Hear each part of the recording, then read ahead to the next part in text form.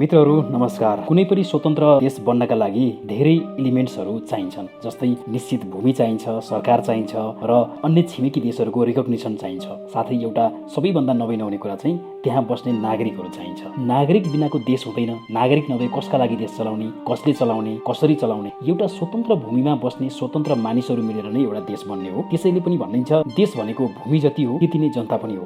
मानिसहरू आपसमा मिलेर देश बनाउँछन्, त्यही देशले त्यहाँ बस्ने मानिसहरूलाई आफ्नो सदस्य सम्झन्छ र नागरिकका रूपमा केही अधिकार र केही सीमाहरू तोकिदिएको हुन्छ। मित्रहरू, त्यसरी यो देशले आफ्ना नागरिकहरूलाई दिने अधिकार र तोकिदिने कर्तव्य नागरिकताका माध्यमबाट कार्यान्वयन गर्छ। नागरिकता सो देशमा बस्ने नागरिकहरूको एउटा परिचय पत्र हो। त्यही नागरिकताका आधारमा नै राज्यले व्यक्तिलाई चिन्छ र व्यवहार गर्छ। नागरिकताका विषयमा हरेक देशका आफ्नै कानुनहरू हुन्छन्। नेपालमा नागरिकताका विषयमा नेपालको संविधान र त्यस अन्तर्गत बनेको नेपाल नागरिकता ऐन 2063 ले स्पष्ट व्यवस्था गरेको छ। मित्रहरू, आज मैले नागरिकताका विषयमा नेपालको संविधानमा के कस्तो व्यवस्था गरेको छ, कसले कस्तो नागरिकता पाउँछ, कति उमेर पुगेपछि नागरिकता प्राप्ति हुन्छ, नागरिकता प्राप्ति र खारेजी सम्बन्धमा के कस्ता व्यवस्थाहरू छन्, कति प्रकारका नागरिकता प्राप्ति हुन्छ भन्ने बारेमा विस्तृत जानकारी गराउनेछु। भिडियोलाई अन्तिमसम्म हेरिदिनु होला। भिडियोलाई लाइक र शेयर गर्न नभुल्नु होला। साथै च्यानललाई सब्स्क्राइब नगर्नु भएको भए गरिदिनु होला। भिडियोको लेफ्ट साइड मुनि रहेको रातो बटन दबाइदिनु होला सब्स्क्राइब गर्नका लागि।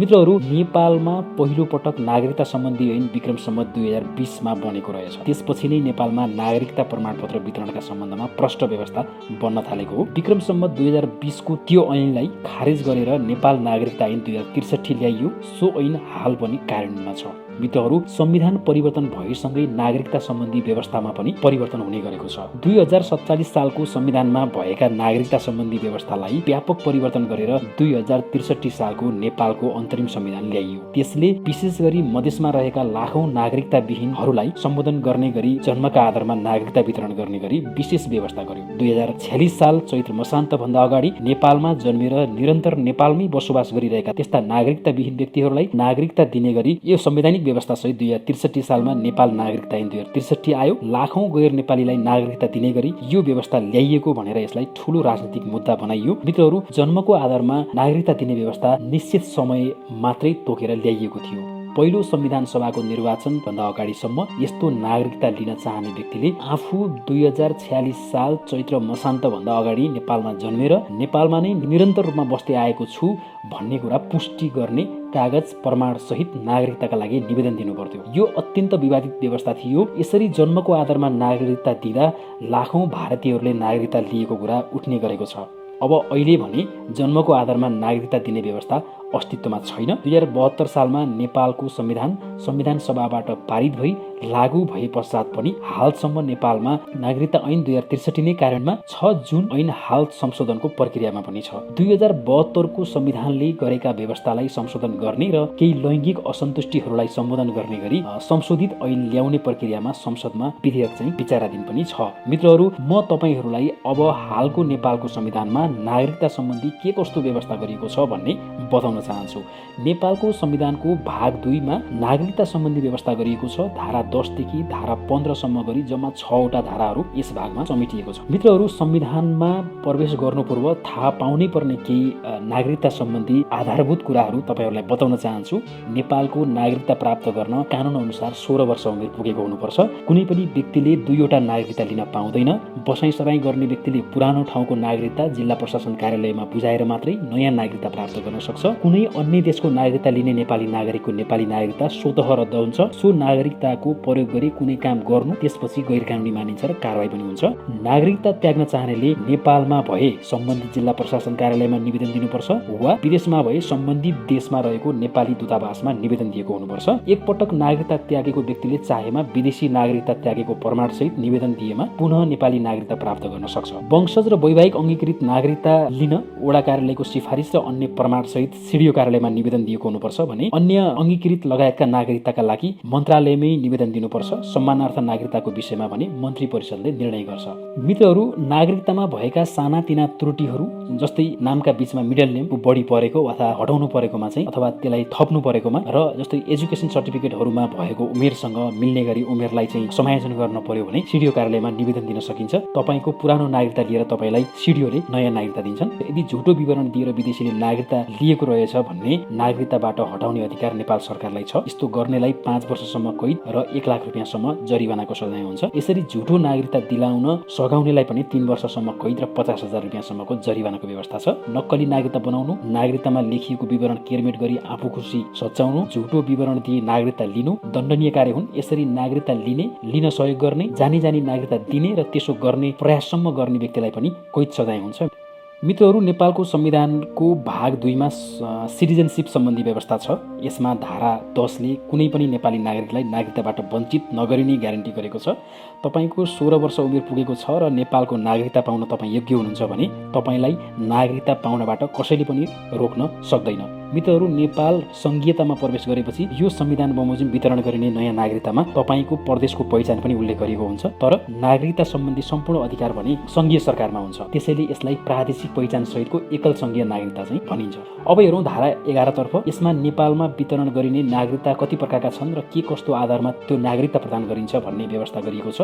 जसअनुसार नेपालमा मुख्यतः 2 प्रकारका नागरिकताहरू वितरण गर्ने व्यवस्था छ। पहिलो वंशजका आधारमा नागरिकता सिटिजनशिप बाइ डिसेन्ट र दोस्रो चाहिँ अंगीकृत नागरिकता नेचुरलाइज्ड सिटिजनशिप। अब यहाँ हेरौँ वंशजको आधारमा नागरिकता कसले प्राप्त गर्छन् त भन्ने कुरा। यसका पनि केही आधार र शर्तहरू छन्। ती के हुन् भन्ने कुरा यहाँ हेरौँ। बाबु र आमा दुवै नेपाली नागरिक हुन् भन्ने पुष्टि भएको अवस्थामा वंशजको आधारमा नागरिकता पाउँछ।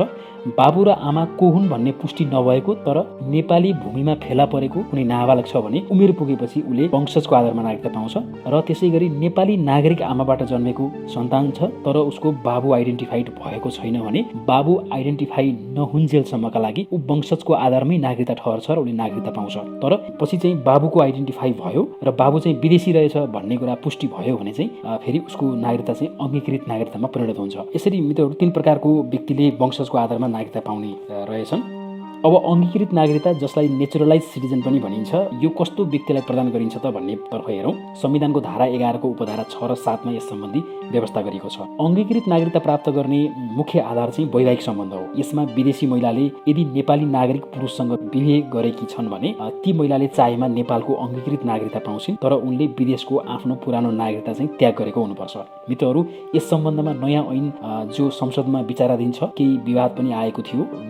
विवाह गरे लगत्तै नेपाली नागरिकता दिने कि 7 वर्षसम्म परीक्षण कालका रूपमा राखेर नागरिकता दिने भन्ने विवाद उठेको थियो। संसद स्थगन छ। संसद बैठक सुरु भएपछि यसमा पुनः चर्चा पक्कै हुने नै छ। मित्रहरू, तपाईहरुलाई के लाग्छ यो विषयमा तपाईहरुले कमेन्ट पनि गर्न सक्नुहुन्छ। मित्रहरू, त्यसैगरी यदि नेपाली नागरिक महिलाले विदेशी पुरुषसँग विवाह गरेकी रहेछन् भने सो पुरुषले चाहिँ विदेशी नागरिकता त्यागेर नेपाली नागरिकता लिन चाहे पनि पाउने व्यवस्था चाहिँ छैन र यो पनि एउटा विवादास्पद विषय हो। यसमा लैंगिक समानताको कुरा उठ्ने गरेको छ। तर उपधारा 7 मा देख्न सकिन्छ विदेशी नागरिकसँग बिहे गरेकी नेपाली महिलाबाट जन्मेको सन्तान यदि नेपालमा स्थायी रूपमा बसेको छ र विदेशी बाबुको नामबाट विदेशमा नागरिकता लिएको छैन भने उसले नेपालको अंगीकृत नागरिकता पाउँछ भन्ने व्यवस्था छ। तर यदि त्यो विदेशी बाबुले कुनै तरिकाले नेपाली नागरिकता प्राप्त गर्यो भने चाहिँ बाबु आमा दुवै नेपाली नागरिक भएको नाताले सो सन्तानले फेरि अंगीकृत नभई वंशजको आधारमा नागरिकता पाउँछ। त्यसैगरी मित्रहरू, अंगीकृत नेपाली नागरिकता प्राप्त गर्ने अर्को पनि एउटा आधार छ। त्यो कुरा चाहिँ नागरिकता ऐनमा उल्लेख गरिएको छ। नेपालको विभिन्न क्षेत्रमा योगदान पुर्याएको व्यक्ति, नेपालको कुनै मातृभाषा बोल्न र लेख्न जान्ने, लगातार 15 वर्ष बसोबास गरेको नेपाली नागरिकलाई पनि अंगीकृत नागरिकता दिने कानुनी व्यवस्था भएको